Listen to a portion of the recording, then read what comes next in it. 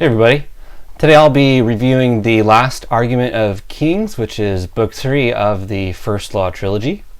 But first I'd like to say that I have invested in a microphone, so hopefully the sound quality is a lot better than the previous 2 installments of the First Law that I reviewed. And before we get started, I wanted to note that this review is going to be a little bit longer than the last one. The third book is about 100 pages more than the previous installment before they are hanged, but it's also a lot denser. A lot more happens. We get wrap-ups with a lot of characters, obviously, because this is the third and final book of the trilogy. So I'm not sure how long this one's going to be. I'd like for it to be under 45 minutes, but we'll see how it goes. So let's set up where we left off with our main characters here. We start off with Glokta. He and Goyle are attempting to get votes from the Open Council. These votes are going to be used to choose the next king, and the Archlector Sult wants to choose a new king that's going to be favorable to the Inquisition. And as usual, Glokta is using threats of violence, threats against the Open Council's family to secure their votes, and bribes. We then go to Logan's old clan with Dogman, Tolduru, and the others. They have secured a port called Ufrith, and they're going to let the Union use this, or they secured it for the Union so that they can bring in supplies for their war against the Gurkish. Up north, we have Column West with the Union Army. They have just taken the fortress at Dunbreck. His next move is to go to Carleon, where Bethid and his army is. Also, Marshal Burr, who is the leader of the Union Army in the north, he continues to suffer from an unknown stomach ailment that he calls indigestion. But it seems to be more than that. Bayaz, Jazal, Logan, and Pharaoh arrive back in Adwa. They've come back from their failed trip to get the seed from the far reaches of the world. And we first follow Jazal. He immediately goes and attempts to find Ardi. So when Jazal gets to Ardi's house, she lets him in. He sees that she's, of course, drinking again. They have an argument because they are not communicating with each other very well. Jazal is telling her that he loves her and has feelings for her, and Ardi always responds to this by she seems to not believe Jazal. She's always been hurt in the past, and she thinks that Jazal is just another person that's going to hurt her. So she is not she's not reciprocating these feelings. They get into kind of an argument because of this, and they get physical. Ardi ends up on the ground, and then this kind of leads to them having sex, and you can tell that Ardi is still a tortured soul. She's still depressed and down, and this meeting did not go at all how Jazal thought it was going to go. After this, Jazal receives orders from his higher command. So Jazal is to take some troops, go down to where this rebellion is happening, and hopefully quell it. The rebellion is being led by a man named the Tanner. After getting these orders, Jazal and Ardi do continue dating. Glokta notices this. Now, previously, Column West had asked Glokta to watch over his sister, and Jazal and Ardi dating like this while they are not married is going to hurt her future marriage prospects if Jazal doesn't end up the one being the one that marries her. So Glokta finds Jazal, threatens him, and tells him he needs to either marry Ardi, stop seeing her completely and forever, or the third option is that he's going to basically torture him. Jazal tells Glokta that he doesn't intend to marry Ardi. After arriving back to Adwa, Logan decides to seek out his old clan, so he heads north and does so. So going back to Jazal, he and Bayaz, who decides to accompany him because Jazal is not confident in his negotiating skills, so Bayaz offers to come to help him with that. They travel down south and meet with the tanner. Jazal presents the terms that the closed council wants him to give to the tanner, and the tanner surprisingly agrees without any negotiating, any fight. He just says, yeah, sure, this looks good. So at this point we know that in the past Bayaz has helped Jazal without his knowledge accomplish certain goals, and we can only assume that Bayaz had a hand in this somehow. We don't know exactly how, but this went way too easy. Bayaz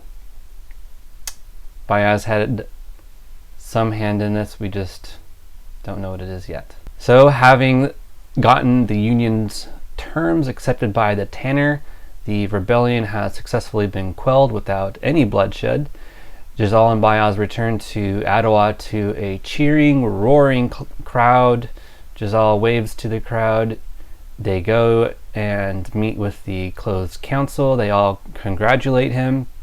The king is there, but when Jazal goes to speak with the king is not responding, and he ends up falling out of his chair and is pronounced dead. So now with the king dead, both of his sons dead, there is no heir to the throne. The closed and open council suddenly need to expedite choosing a new king for the union. We go back to Logan, and he has, of course, reunited with his old clan. They encounter the Hillmen and their leader, Crummick File. I'm not sure how that last name is pronounced. And Crummick lets them know that they want to help Logan, those Northmen, and the Union fight against Bethid, so he suggests going to his fortress and setting a trap for Bethid there. Now Glocka is working to secure enough votes for the Inquisition to choose the next king. He finds out quickly that they're not going to have enough votes, so he needs to secure an ally. He chooses to approach High Justice Moravia, and Moravia is agreeable to this arrangement, and they're going to work together to pool their votes to choose the next king.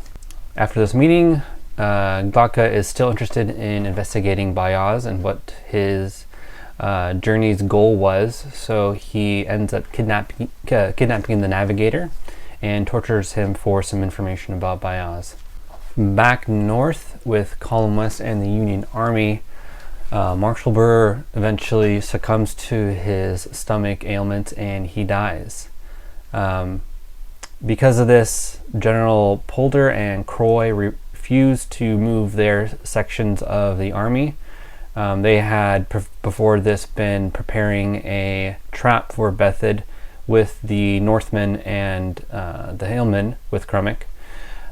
This involved some timing on the Union's part, and now that Marshal Burr is dead, they're just going to wait until a new High Marshal is chosen. But this puts their current plan to trap Bethid in jeopardy. The time has come to choose a new king, and so all the open and closed council and the noblemen get together. Jazal and Bayaz and Glocka are also in attendance, and as the several factions in attendance make it known where their votes will be cast, Bayaz drops a bombshell. Bayaz claims that Jazal is in fact the bastard son of the previous king of the Union. He then nominates him to be king, and he points to Jazal's past recent accomplishments, such as winning the dueling contest, journeying with Bayaz all of last book, and also quelling the rebellion effort without bloodshed recently. Bayaz argues with these accomplishments, coupled with the fact that Jazal is the bastard son of a king and he has royal blood, that he is the best choice for the new king. And after some heated and lively discussion, the open and closed union and all the factions who have votes decide to cast their votes for Jazal, and Jazal becomes the next king of the union. Now, Jazal is, of course, dumbfounded by all of this, but it makes perfect sense when you think about everything that Bayaz has done up until this point. He has been essentially grooming Jazal for quite some time now for this very moment. An unfortunate complication of this for Jazal is that Ardi is the daughter of a farmer, has no prospects, has no friends, has nothing to offer Jazal or the union in terms of a marriage. And Jazal comes to the realization pretty quickly, with the help of Bayaz, of course, that he cannot marry Ardi under any scenario. Quickly going back up north to Logan and Crummick, they have arrived at Crummick's fortress. It's in a state of disrepair, so they spend some time fortifying the walls and preparing for the trap and the fight with Bethid. Jazal's rise to king has caused quite a commotion. Archlector Sult is not at all happy with the results, and he instructs Glaka to investigate Jazal's parentage to find out if he really is the bastard son of the previous king. All the while this is happening, the Gurkish are in fact only a short time away from attacking Adwa. Glaka is also trying to prepare for that. The first decision that Jazal makes at one of the closed council meetings is, upon receiving the news that Lord Marshal Burr has died, he promotes Column West to be the new Lord Marshal, moving past Polder and Croy. Jazal next meets Ardi. He's now king, and he explains to her that because of that, his initial plan to marry her cannot come to fruition. He has to go back on his word on that. Ardi is, of course, heartbroken. Jazal is also heartbroken because you can tell he truly does love her, and it's just a terribly sad situation. While this is all happening, Logan, Crummick, and the rest of the Northernmen are up at Crummick's fortress. They have finished reinforcing the fortress's walls and preparing for Bethid, and Bethid arrives and starts testing those defenses. His initial wave is with some Shanka, and after that he starts sending in some troops of his own to attack. Now this goes on for several days. Logan and the Union Northmen are successfully holding off Bethid, but their defenses are beginning to falter. They are expecting the Union to come and flank Bethid's army, but that was in jeopardy because Marshal Burr died, and then General Croy and Polder decided to not move when they had originally planned to, when they told the Union Northmen that they were going to. Since Jazal became king, he of course made Column West the new Lord Marshal. That word did eventually get back to West and Polder and Croy. So after they got word of that, Column West was promoted. He moves forward with their original plan, and Polder and Croy's army begins moving north to Crummick's fortress. After day 7 of Bethid's army sieging Crummick's fortress, they do eventually break through the front gate of the fortress. At this point, of course, this is when the Union arrives. With the arrival of the Union, they manage to beat back Bethid, and the fight is eventually over. But before this, during the fight, Logan's a part of the fight, obviously, and he becomes the Bloody Nine again. And while he is the Bloody Nine, every person is his enemy, whether it's friend or foe. He was knocked down at one point, and Tol Duru went to help him up. When he did that, Logan, as the Bloody Nine, took a knife and jammed it in his neck, Tol Duru, killing him. Back in the Union in Ottawa, Jezal is set to marry Princess Therese for political reasons. She was previously engaged to Prince Ladislas before he of course died. So now Jezal is going to marry her. At the wedding reception, they dance. Jezal initially doesn't know what to make of Therese. He kind of believes, as they're dancing, that things are starting to go well. At the end of the night, Jezal and Therese get back to their bedchamber. Jezal thinks that they're going to consummate the marriage, and when he goes and makes that move, she violently and angrily rebuffs him, hits him, knees him, tells him to not touch her. She goes to the bed, pulls the curtains, and that is the end of their night. Jezal ends up sleeping on the floor. So to wrap up part 1 of the book, Glocka gets a visit from Mothis, who is a representative from the Valent and Balk Bank.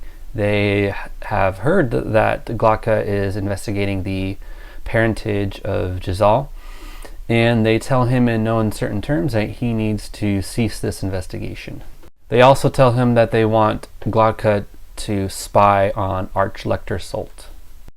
Finally, the Union gets news that Midderland, which is on the outskirts of the Union, has been invaded by the Gurkish.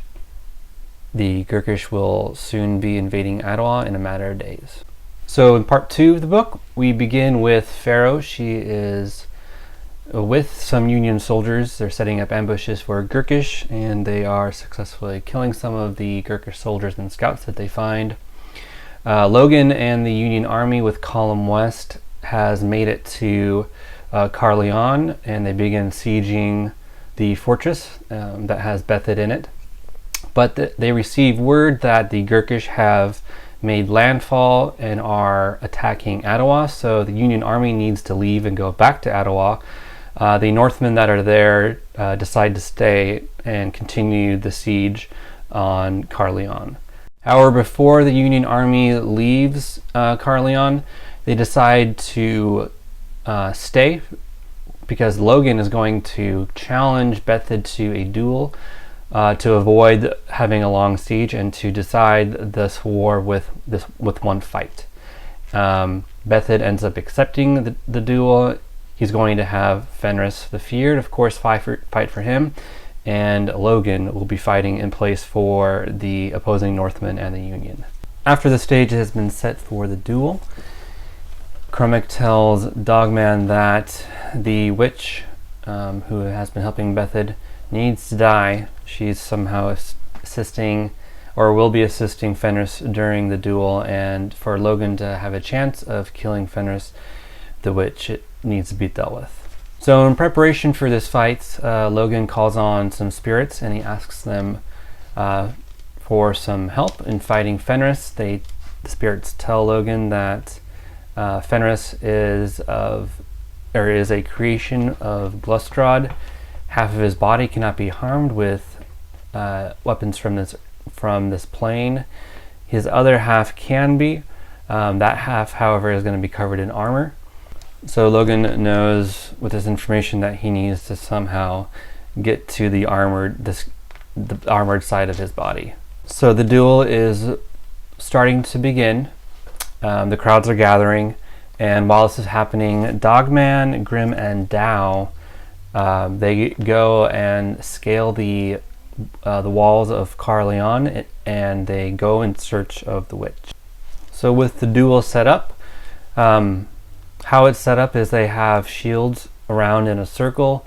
Fenris and Logan are going to be in the center, or within a circle at least, and that's where they fight. The fighting begins, and Logan is from the very beginning on his back foot. At one point, Fenris does get pushed into the crowd, and it happens to be right around where Colin West is. West decides to take this opportunity, and he loosens one of the buckles on Fenris's armored side. And the kind of funny thing is that Giselle, in his obliviousness, thinks that Therese has suddenly changed. He doesn't think, well, I talked to Glotka, who is a torturer, and he talked to my wife, and suddenly now she's made a 180 turn. It must be that she changed.